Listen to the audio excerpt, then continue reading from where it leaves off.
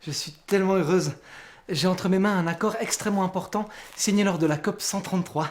Nous avons réussi à ratifier un traité plus contraignant que jamais et le royaume d'Arendelle est fier de s'engager dans la lutte contre le changement climatique.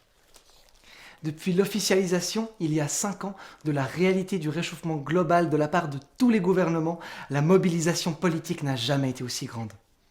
Il est vrai que l'absence de chute de neige sur la planète cette dernière décennie en fut un facteur déterminant. Quoi qu'il en soit, nous devrions pouvoir maintenir l'augmentation de température de la Terre à 5 degrés d'ici 2160, un bon compromis, permettant une transition graduelle vers un mode de vie plus sain pour l'environnement. Quoi? Comment? Qu'est-ce que tu dis, Olaf? Si nous n'avions pas dépassé les 2 degrés comme prévu en 2050, tu serais encore sur pied? Mais non, enfin. Les 2 degrés à ne pas dépasser pouvaient maintenir 10 mètres cubes de glace en Antarctique, pas un bonhomme de neige dans un climat tempéré.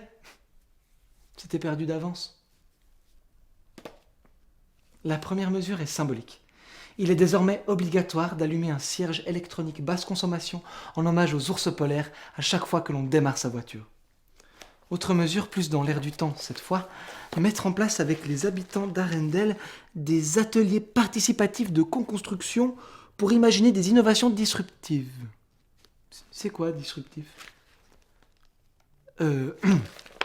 Oui, donc l'innovation se développe, la mobilisation est forte et les solutions sont à portée de main.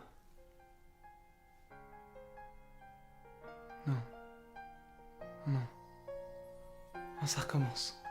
La tentation, il faut que je résiste.